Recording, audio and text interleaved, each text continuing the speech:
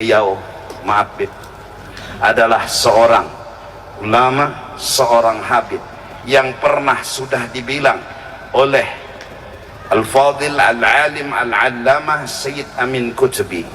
Saat Sayyid Amin Qutbi belum pernah beliau ketemu dengan Habib, Sayyid Amin Qutbi dengan kasyaf dan firasatnya berkata, nanti di Indonesia akan ada seorang Habib yang memimpin tarekah, dan dengan dia tarekat akan maju. Disebut oleh Sayyid Amin Qutbi, beliau adalah Habib Lutf. Kita sebagai manusia hendaklah menyadari sesadar-sadarnya, sehebat apapun kita tidak bisa lepas daripada pertolongannya Allah Subhanahu wa ta'ala.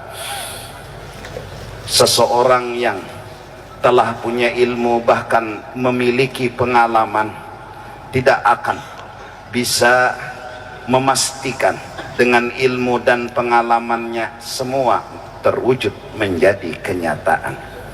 Pedagang dengan keilmuan bahkan dengan pengalamannya tidak akan bisa memastikan kalau dia dengan caranya dan ilmunya berdagang bahwa dia akan pasti sukses dan berhasil. Begitu juga dokter dan yang lain-lainnya. Kadang-kadang kita manusia lupa dan tidak sadar, karena merasa punya ilmu dan pengalaman, bahkan seperti memastikan kalau saya berdagang seperti ini sesuai ilmu dan pengalaman saya pasti sukses dan berhasil. Kalau saya mengobati orang seperti ini dengan obat dan pengalaman yang saya miliki pasti sembuh dan berhasil. Mereka lupa, mereka tidak sadar kalau Allah bilang tidak, apa mau dikata. Bahkan ketika orang-orang merencanakan jahat kepada seseorang yang lain dengan ilmu dan pengalaman yang dia miliki, dia harus sadar ketika Allah bilang tidak, siapa yang bisa menolong.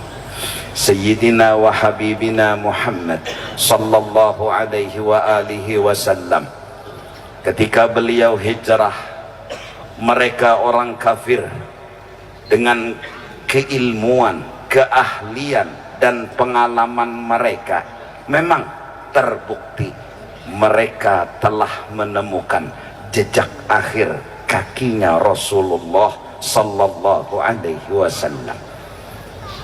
Mereka memang sedikit lagi waktu, seandainya mereka mau menunduk, terlihatlah Sayyiduna wa Habibuna Muhammad dan Sayyidina Abu Bakar Siddiq radhiyallahu anhu. Benar, mereka punya keahlian, mereka punya orang yang mengetahui bekas jejak kaki orang yang melangkah. Mereka tahu arah kemana Rasulullah bersembunyi, diakui. Tapi mereka lupa bahwa sehebat apapun mereka, sealim apapun mereka, kalau Allah bilang tidak, apa mau dikata. Allah pun menurunkan bala tentara menolong Sayyidina wa Habibina Muhammad hanya dengan sarang laba-laba dan burung dara. Ini yang harus kita sadari semua. Hai para pedagang, jangan pernah berkata pasti. Walaupun kalian mungkin seorang yang telah punya ilmu, keahlian dan pengalaman. Maaf, sedikit-sedikit ulun bahasa Banjar lah. Jadi kalau mungkin ada habaib yang kurang mengerti, ulun minta ampun, minta ridho. Ya Habib, bebinian nang bungas-bungas, yang kadang-kadang bukan hanya laki-laki nang tecengang, kucing aja singgah. Lalu modelnya dengan keadaan dan pengalaman yang dia miliki, dengan sombongnya dia berkata, kalau kayak seorang Niger siapa nak ada hendak.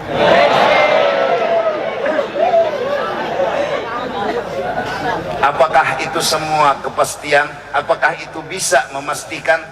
Kalau Allah bilang tidak, siapa yang bisa membantu?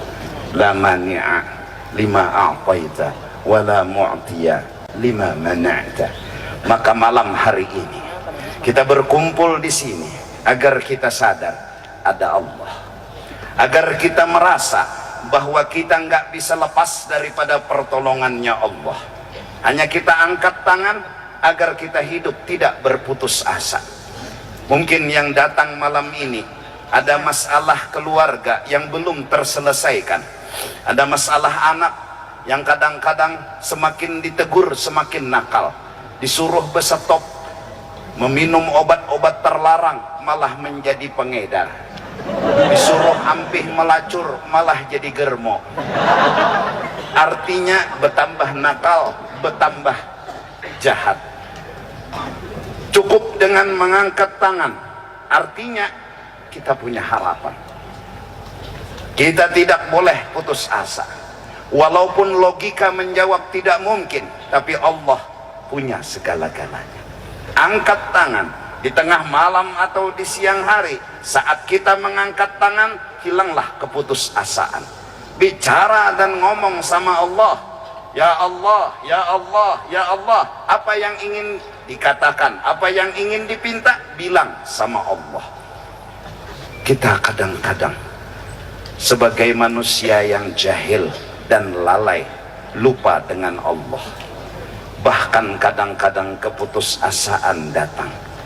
Berapa banyak orang nang asalnya tadi sugih, gara-gara bangkrut hendak bunuh diri, nak betajun mulai pucuk masjid. Berapa banyak, maaf, orang yang umpat pilkada gara-gara kada terpilih setrok.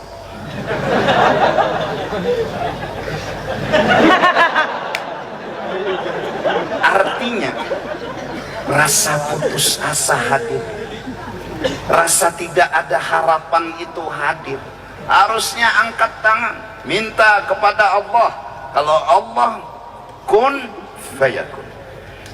Cuma satu masalah yang harus kita pelajari setelah itu, berdoa, berusaha, tapi satu yang harus kita ingat, kalau Allah belum kabulkan, jangan pernah emosi dan marah, jangan pernah berpikir negatif. Jarurang Banjar, jangan maanggap. Ya Allah, anak ulun nakal ya Allah, tiap malam minum jinet. Ya Allah, ya Allah, laki ulun kada sing bulikan, sekalinya dapat kabar ulun ninya kawin pulang. Ya Allah, ulun serahkan segalanya kepadamu ya Allah. Berikan yang terbaik buat anak dan suami ulun, berikan yang terbagus, yang terbaik jalan keluarnya. Sehari ditunggu belum kabul, 2 hari belum kabul, 3 hari belum kabul. Jangan suudzon sama Allah. Selalu berpikiran positif. Ini pelengkap dari doa. Kadang-kadang kita berdoa, tapi kalau kada dikabulakan, patah hati, patah semangat. Unda tuhok sudah berdoa aja. Sembahyang duha aja unda sudah 15 tahun. Sugihnya kada, ketaraan ayam tersanda akan. Jadi undang kayak ini sudah ampih aja berduha. Dustai tuan guru sako. Sembahyang duha tuh amalan sugih. Putus asa. Bahkan kadang-kadang saking jahat pikiran hatinya, ngomongnya pun jahat. Tuhan, turun sini. Tuhan ditantang kelahi. Tuhan, pian kada adil. Nang kada sing sembahyangan sugih, nang sembahyang kenapa miskin? Pikir Tuhan naik.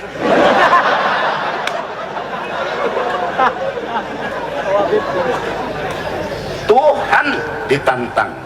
Nah, malam ini kita kembali menyadari, hilangkan segala kesombongan, memohon kepada Allah Subhanahu wa Ta'ala bahwa mudah-mudahan kita semua dalam segala permasalahan, terutama nanti ada pilkada dan segala masalah yang lain, kita punya Tuhan, kita punya Allah dengan berkat Habib yang hadir alhamdulillah pada malam hari ini.